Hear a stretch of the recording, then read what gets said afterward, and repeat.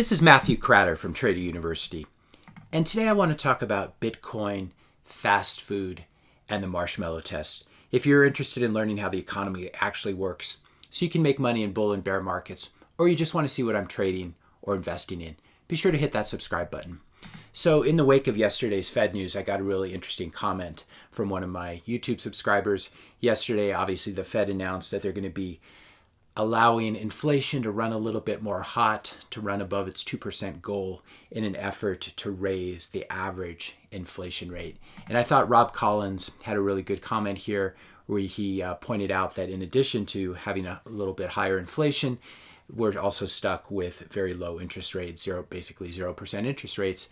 And so not only are you not earning any money in your bank account, but it's being devalued by inflation.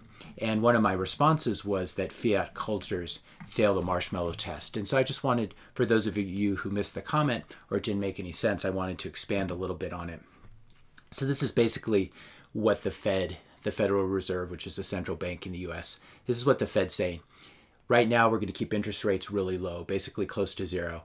And so you earn essentially nothing. You're lucky if you earn 1% or 0.5% in your savings account.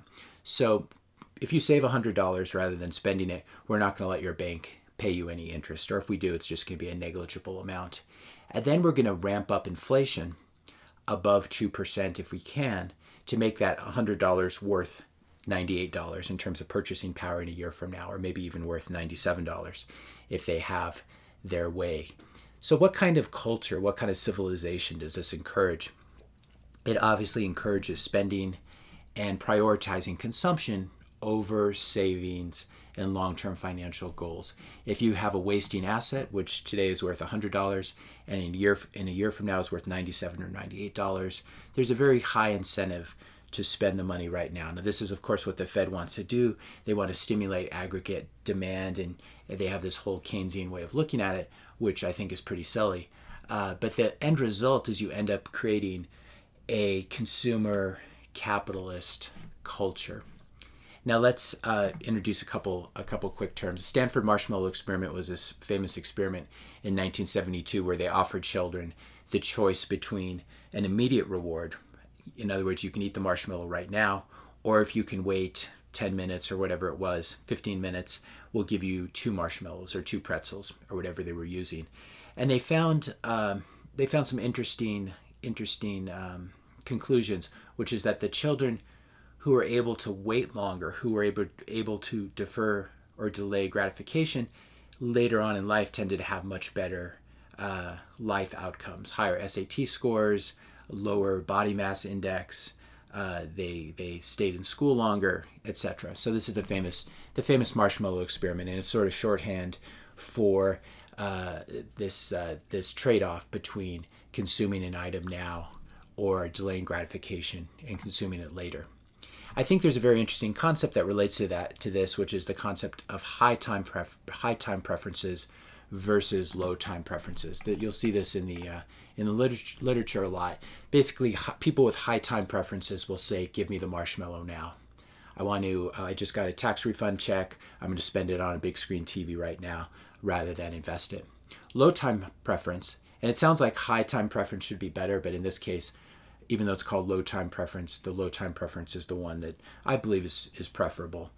The low time preference is the kid who's willing to wait 15 minutes for the 2 marshmallows. And by extension, it's the person who's willing to take their tax refund check or their lottery winnings and invest it in something that has a little bit of a longer time horizon. Now, it turns out, if you think about it, civilization, especially higher advanced civilizations, require, in order to build them, you need people who have low time preferences, simply because you need to save up capital, you need to have plans for the future. If you're just thinking about you have a corn crop and you eat all the corn, you don't save any seed for next season, that would be kind of an extreme example.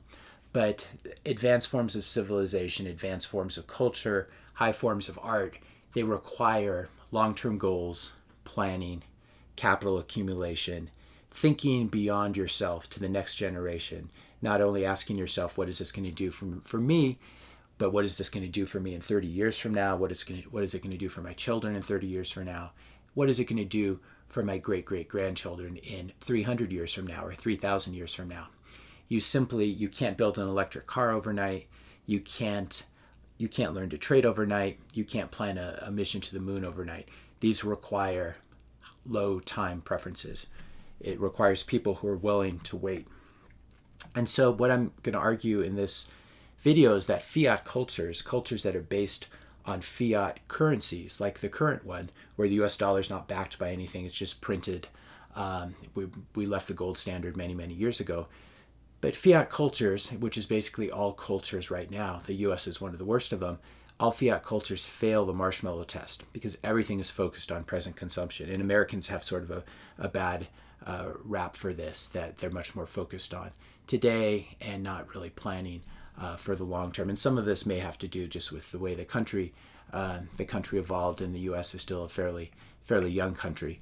But what I would suggest is that fiat cultures, they fail not just the marshmallow test, but people are less healthy. People focus more on today and present consumption rather than the future. I would say that in a fiat culture like the US, the architecture is more ugly. And everything basically was better on the gold standard. So the classic example obviously is fast food, which has created a lot of childhood obesity. This stuff is really bad for you, but a lot of people have gotten very rich selling it.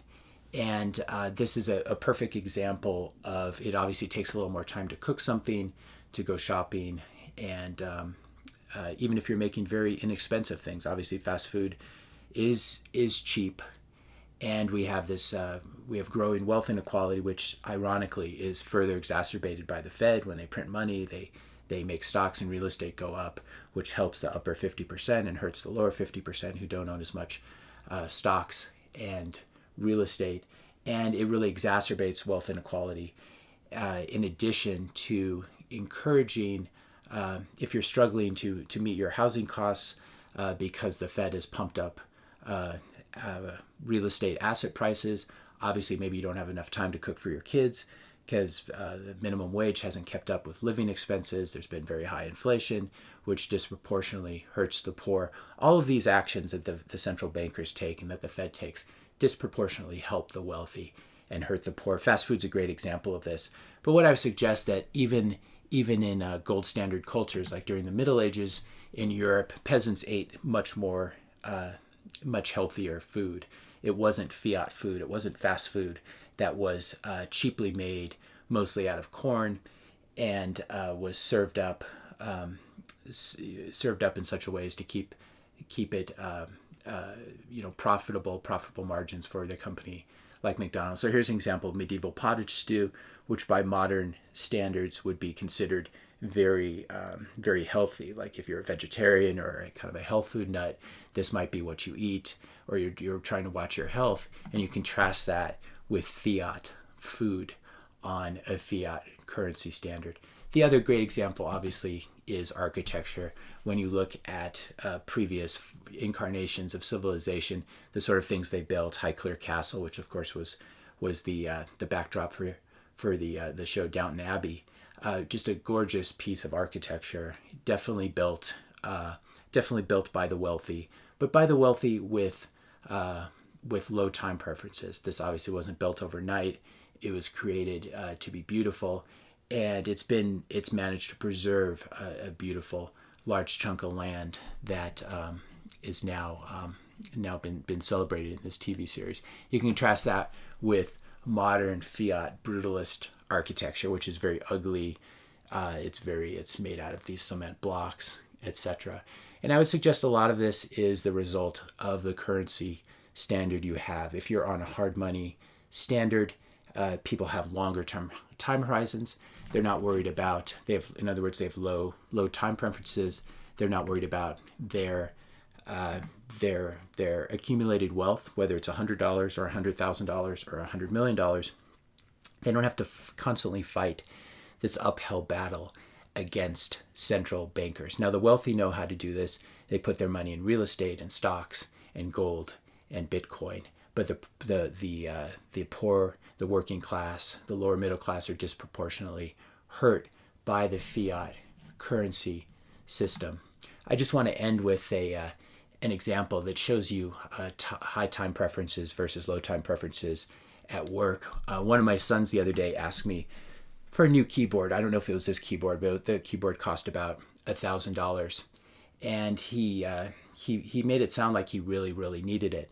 And then it occurred to me that maybe I should try something. So I said, well, I could either get you the keyboard today, which it sounds like you really want and you can use it for music production, or I will buy $1,000 worth of Bitcoin for you. And all of a sudden he stopped, and you could see that the time preferences rearranged themselves. And I reminded him that according to Plan B's model,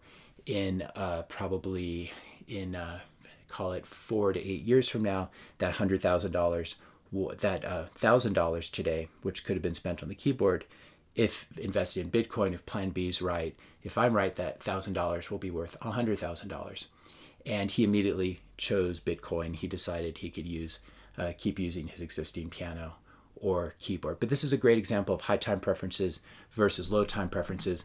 And one thing Bitcoin does, one thing that gold does once you begin to understand them, is they really encourage you to begin to think more about the future and how to plan for the future. So if you think your money is just going to be eaten up by inflation, it's going to lose purchasing power, you really are incented to spend it. But if you're spending $1,000 today on something, it's very likely, if this turns out to be true, that keyboard will have really cost you, in terms of opportunity cost, $100,000 or $200,000. Even going out to eat and spending $10, that could turn out to be a $1,000 meal if instead you invested in Bitcoin and Bitcoin goes up 100x.